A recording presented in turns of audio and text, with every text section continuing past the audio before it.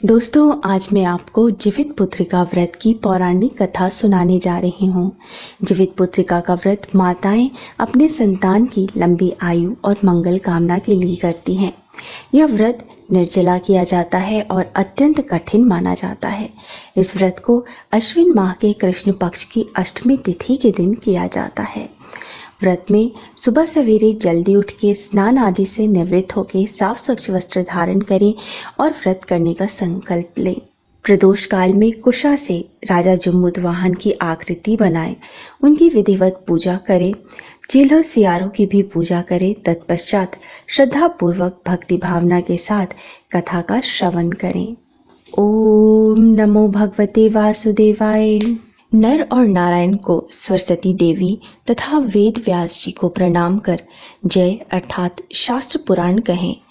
जिस परमेश्वर की ब्रह्मा, वरुण, इंद्र, महादेव और देवता लोग सुंदर स्तोत्रों से स्तुति करते हैं और जिन परमेश्वर का शिक्षा, सूत्र, व्याकरण, निरुक्त, ज्योतिष, छंद इनके सहित वेदों द्वारा, पदक्रम, उपनिषदों द्वारा सामवेदी लोग गुणानुसार गाते हैं और योगी लोग ध्यान करके मन में जिस परमेश्वर को देखते हैं और जिसके अंत को देवता और असुरों ने भी नहीं जाना, उस परमेश्वर को नमस्कार है। एक समय नौनिशारण्य के रहने वाले सब मुनि लोग संसार के ऊपर कृपा की इच्छा से सुत जी से पूछने लगे, यह भयंकर घोर कलयुग में बालक बहुत काल तक जीने वाले कैसे होंगे? सुत जी बोले, द्वापर के अंत में जब कलयुग प्रवृत्त हुआ तब दुखिनी स्त्रियां विचार करने लगी कि माता जीती हैं, उनके आगे लड़के नष्ट हो जाते हैं।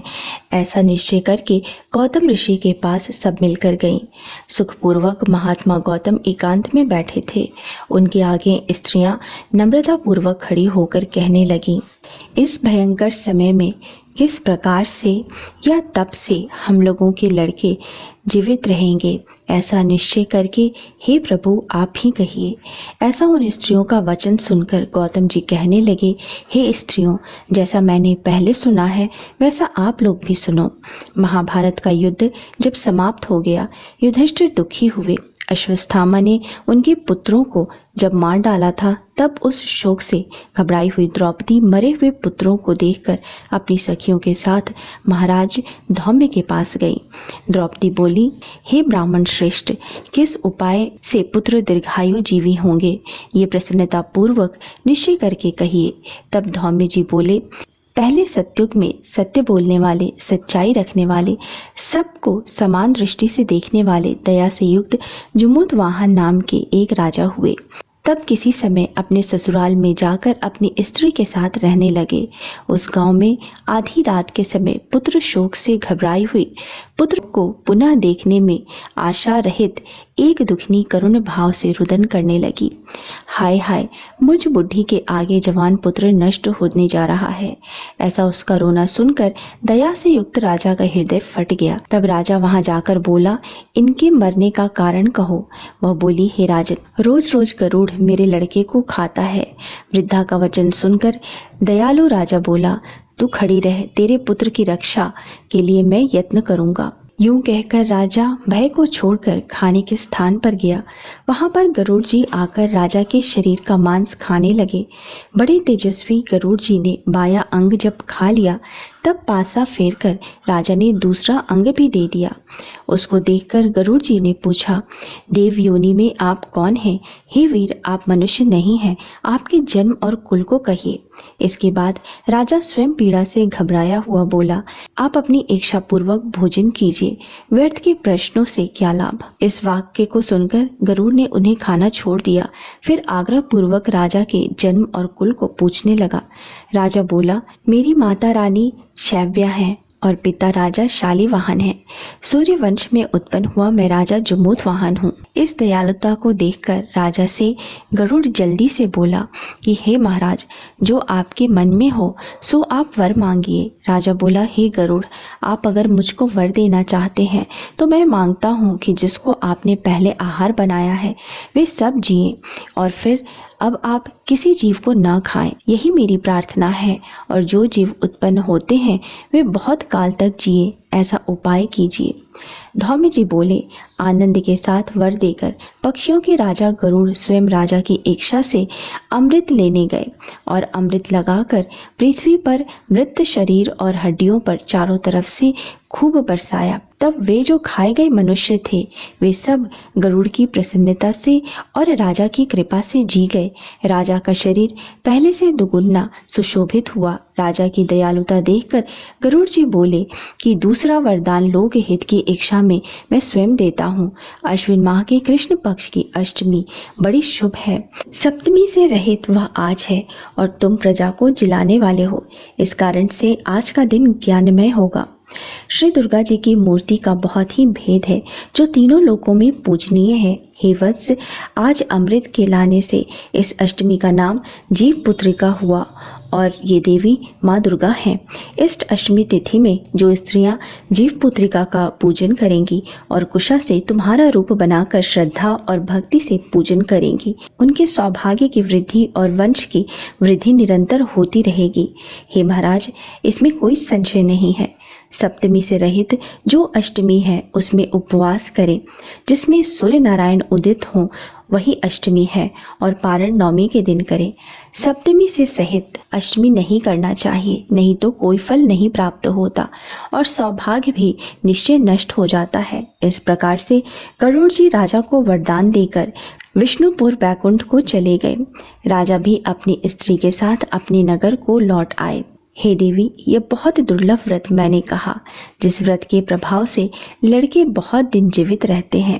इस वास्ते हे देवी, इस व्रत को पूर्वोक्त विधि से करो और इसमें पार्वती और शैलपुत्री जो है उनका पूजन करो, तब तुमको फल प्राप्त होगा।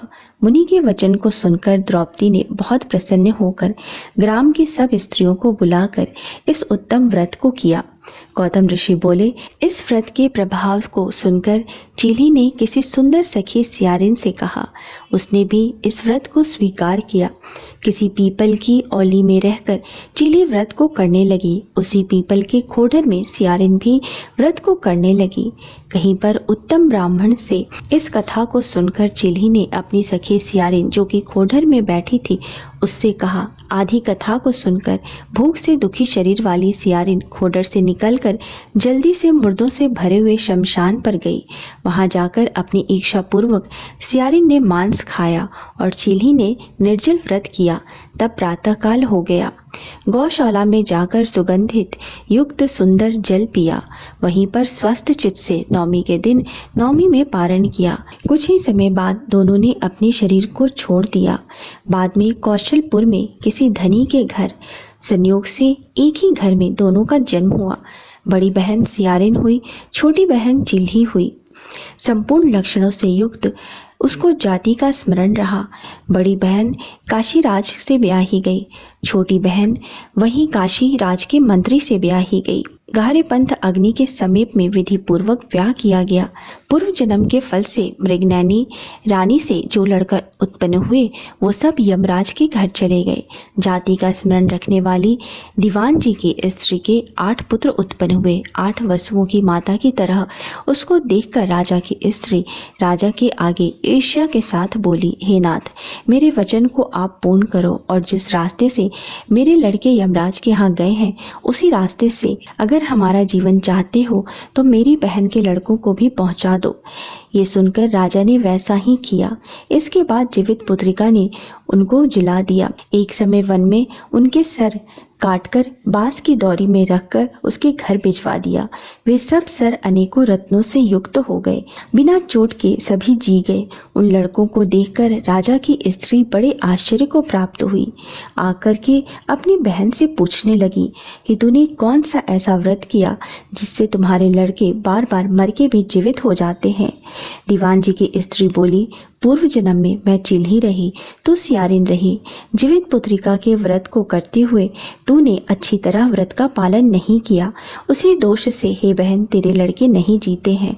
मेरा व्रत नष्ट नहीं हुआ था, इससे मेरे लड़के जीवित रहते हैं। हे प्यारी, अब तुम और राजा साहब इस व्रत को करो।